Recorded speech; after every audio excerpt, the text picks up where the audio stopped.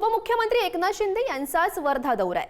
5 मंत्र्यांसह उपमुख्यमंत्री शिंदे आज वर्ध्यामध्ये पोहोचणार आहेत। मोतीबिंदू विरहित वर्धा जिल्हा अभियानाचा आज शुभारंभ त्यांच्या हस्ते केला जाईल आणि या कार्यक्रमाला उपमुख्यमंत्री शिंदे, पालकमंत्री पंकज भोयर यांची उपस्थिती असेल। 2 लाख रुग्णांची मोफत तपासणी, 5000 शस्त्रक्रिया पार पडणार आहेत। जिल्ह्यातील 8ही तालुक्यात शिबिर आयोजित करत मोतीबिंदूचे उपचार आणि ऑपरेशन केले जातील।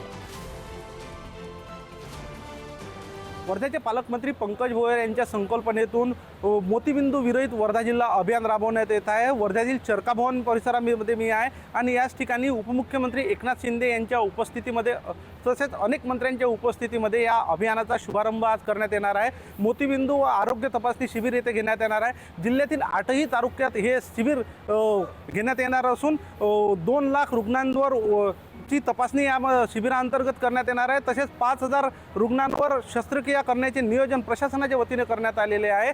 तसेच 50 खाटाचे क्रिटिकल केअर ब्लॉक युनिटची सुद्धा उद्घाटन आज होणार आहे। जिल्ह्यामध्ये 18 आरोग्य उपकेंद्राचे सुद्धा भूमिपूजन या शिबिरांतर्गत आजच होणार आहे। उपमुख्यमंत्री एकनाथ शिंदे यांच्यासह अनेक मंत्र्यांची सुद्धा या कार्यक्रमाला उपस्थिती राहण्यात आहे।